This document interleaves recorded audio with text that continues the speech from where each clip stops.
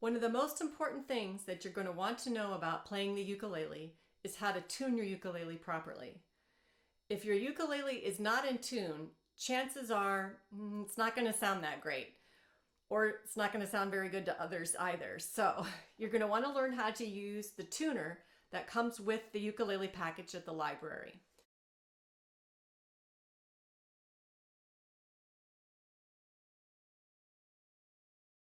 You'll notice that there's a snappy sort of portion of the tuner, and that's going to actually attach to the top of the headstock of the ukulele.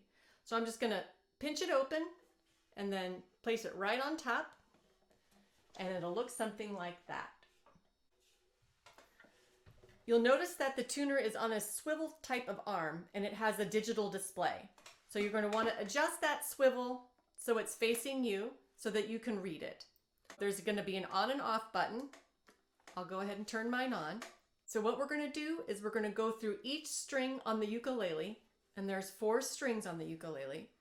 And we're going to use these tuners, remember those silver buttons that attach to the headstock, in order to increase or decrease the pitch so that the string is in tune.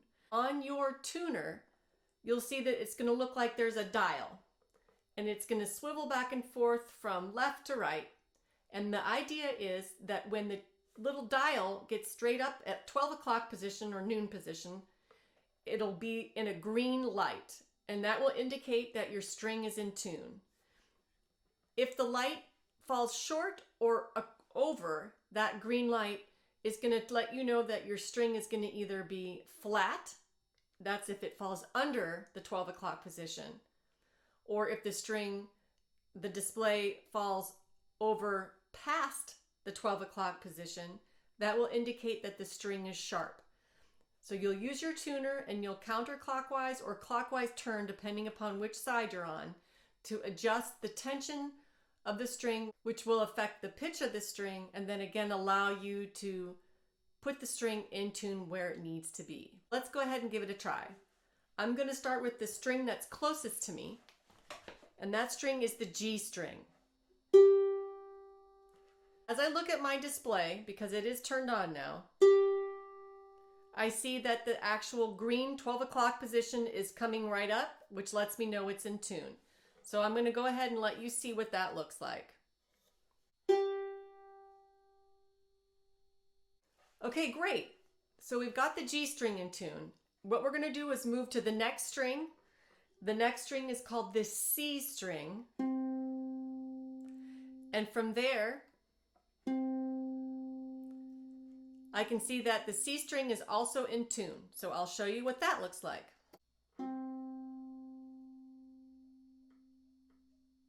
Okay, so we did the G string, which again is the string closest to us, followed by the C string, both of which were in tune. And now we're going to move down to the next string, which is the E string. And as I pluck, I can see that my E string is a little flat. So I'm going to show you what that looks like. Okay, so what to do? We know it's flat, so we need to increase the pitch, make it go higher, in other words, so that it will be right in that 12 o'clock position so that I'm in tune on my E string. So what I'm going to do is move to the tuner for the E string, and you'll be able to see which string goes to which tuner. It's pretty self-explanatory. So I'm going to go ahead and start to tune this E string. Hear how it's going up? Oh, okay, so here's what's happened. I've tightened it too much, so now I'm sharp. So let's take a look at what that will look like on the dial on the tuner. See how it goes way past the 12 o'clock position? I'm really sharp. So that means I'm going to now need to decrease the tension to lower the pitch so that I can get my E string in tune. Hear how it's coming down?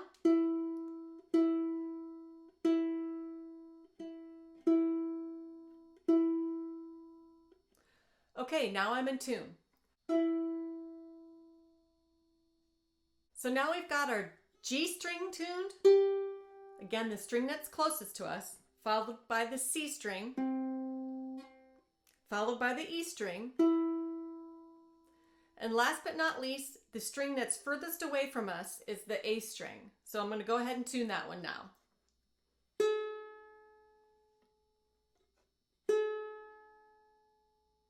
So that string is not in tune. It's very flat. So I'm going to go ahead and tune it up, increase the pitch.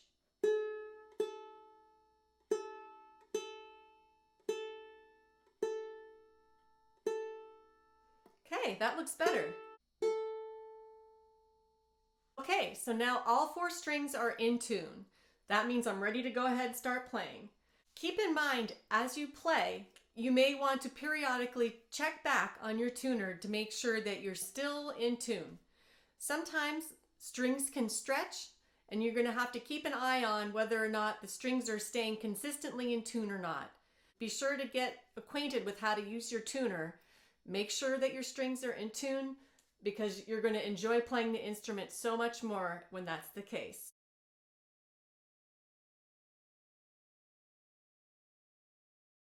Let's talk about how you can create some ukulele chords on your instrument.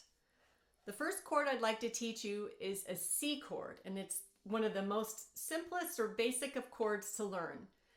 Again, it's called the C chord, and what you're going to want to do is you're going to want to count up on the A string, which again is the string that's furthest away from us, and I'm going to count up 1, 2, 3 frets. I'm going to take my ring finger and I'm going to place it right just in front of that 3rd fret.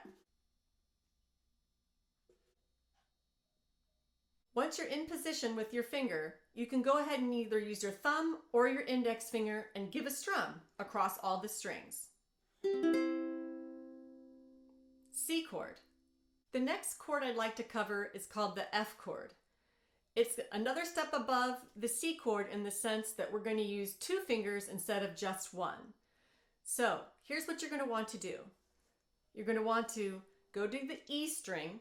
I'm going to take my index finger and I'm going to place it just slightly in front of the 1st fret on the E string.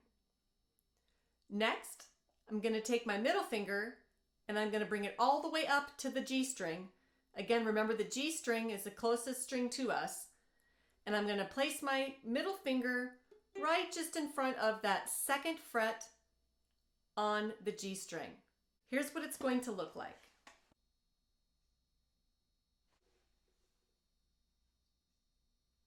Once you have your index and middle fingers in place, go ahead again and use your thumb or your index finger on your strumming hand and give a strum right across all the strings.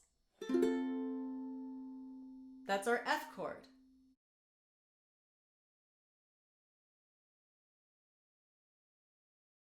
In our Introduction to Ukulele video today, we've covered some basic things to get you up and running with your ukuleles in the library. We talked about the different sizes of ukuleles that are available. Again, the concert size being the size available at the Osceola Public Library. We also talked about the different parts of the ukulele to get you familiarized with what things are called. We also talked about how to use the tuner for your ukulele to make sure that when you're playing, your strings are in tune and things are going to sound just the way they should.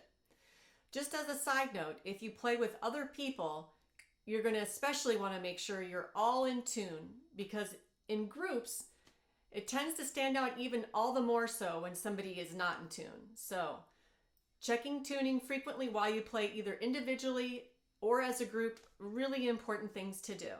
Last but not least, we also talked about a couple of basic chords, the C chord and the F chord. There are going to be tons of songs that you can play with just those 2 chords alone on your ukulele.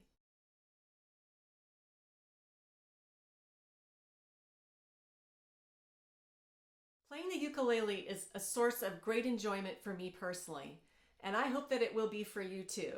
If you have any questions at all about how to play the instrument, where to find one if you decide you'd want to buy one in the future, if you're interested in gathering with other people who enjoy playing and enjoy singing, you can check out our group, South Central Iowa Strummers. Please do not hesitate to reach out to me personally via the South Central Iowa Strummers website. We have a contact form, and you can also find our email address there as well.